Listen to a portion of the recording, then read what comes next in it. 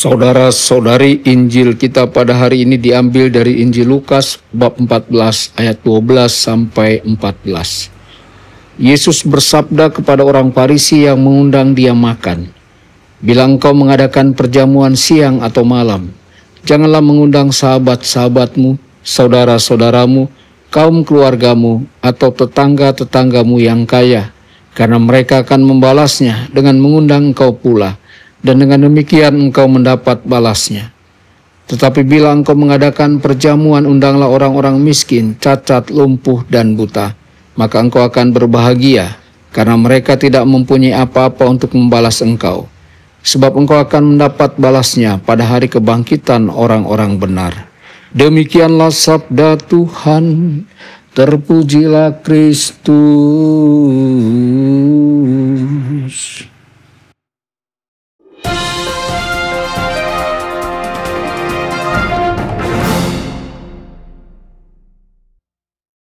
Dalam nama Bapa dan Putra dan Roh Kudus. Amin. Saudara dan saudari terkasih dimanapun Anda berada, jumpa lagi dengan saya Romo Tedens dalam saluran Warta Kabar Sukacita. Semoga Anda semua dimanapun berada senantiasa dalam keadaan sehat dan bahagia. Injil hari ini mengingatkan kita akan sabda Yesus. Apabila engkau mengadakan perjamuan, janganlah engkau mengundang sahabatmu, saudara-saudaramu, kaum keluargamu, atau tetanggamu yang kaya, supaya mereka jangan membalasnya dan engkau mendapat balasnya. Tetapi apabila engkau mengadakan perjamuan, undanglah orang miskin, cacat, lumpuh, dan buta, maka engkau akan berbahagia, karena mereka tidak mempunyai apa-apa untuk membalasnya kepadamu, sebab engkau akan mendapat balasnya pada hari kebangkitan orang-orang benar. Saudara-saudari, Yesus mengajak kita untuk melampaui cara berpikir manusiawi yang serba untung rugi, serba transaksional. Dunia kita kini sering menanamkan logika. Saya menolong supaya nanti saya juga ditolong. Atau saya berbuat baik supaya ada yang kembali kepada saya. Bahkan dalam pertemanan, pekerjaan maupun pelayanan, sering terselip pikiran, apa manfaatnya bagi saya? Namun Yesus justru membalik cara pandang itu. Allah mengasihi kita bukan karena ada keuntungan baginya. Ia tidak memperoleh sesuatu pun dari kita yang belum ia miliki. Kasihnya murni, cuma-cuma, tanpa pamrih. Itulah yang menjadi dasar panggilan kita sebagai murid Kristus. Mengasihi tanpa syarat, memberi tanpa menghitung-hitung, menolong tanpa menuntut balasan. Saudara-saudari, kisah Santa Teresa dari Kalkuta memberi teladan nyata. Ia merawat orang miskin dan sekarat yang sama sekali tidak bisa membalas jasanya. Seorang pria yang sekarat pernah berkata setelah dirawat oleh para suster, "Aku hidup seperti anjing, tetapi aku akan mati seperti malaikat." Inilah makna Injil yang hidup, memberikan martabat dan kasih kepada orang yang tidak bisa membalas apapun. Kalau kita jujur dalam hidup sehari-hari, kita juga sering bertemu dengan orang miskin, lumpuh, buta dalam arti rohani.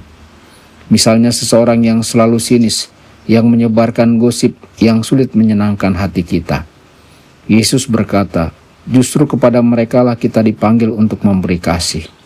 Karena kasih sejati bukanlah kasih yang hanya berputar pada mereka yang menyenangkan kita, tetapi kasih yang berani melintasi batas, bahkan terhadap yang tidak mampu membalasnya. Dalam situasi zaman sekarang, kita melihat banyak orang terjebak dalam pola pikir materialistis. Semua diukur dengan manfaat, untung, atau prestasi. Dalam keluarga ada orang tua yang merasa pengorbanannya sia-sia karena anak-anak tidak cepat membalas budi. Dalam masyarakat ada pelayanan yang berubah menjadi ajang mencari pengaruh atau penghargaan. Bahkan dalam hidup gereja, kita kadang tergoda untuk bertanya, apa untungnya saya melayani? Namun Yesus menegaskan bahwa balasan sejati bukan ada di dunia ini. Engkau akan mendapat balasnya pada hari kebangkitan orang-orang benar. Kita hidup bukan hanya untuk sekarang, melainkan untuk kekekalan. Pengorbanan orang tua, pelayanan tanpa pamrih di gereja, kebaikan kecil yang mungkin tak pernah dihargai manusia, semuanya berharga di mata Tuhan. Saudara-saudari, marilah kita belajar kasih yang murni tanpa hitung-hitungan. Dunia berkata, kalau saya menggaruk punggungmu, kamu juga harus menggaruk punggung saya. Tetapi Kristus berkata, kasihilah meski mereka tidak membalas. Sebab dalam kasih itulah kita menemukan kebahagiaan sejati dan jaminan bahwa Allah tidak akan pernah melupakan apa yang kita berikan dengan tulus. Semoga dalam hidup sehari-hari, dalam keluarga, pekerjaan, dan pelayanan, kita semakin berani mengasihi tanpa pamrih. Percayalah, pengorbanan yang tidak mendapat balasan manusia justru akan memperoleh balasan mulia dari Tuhan pada kebangkitan orang benar. Tuhan Yesus memberkati Anda semua. Sabda Allah adalah kebenaran. Sabda Allah adalah kehidupan.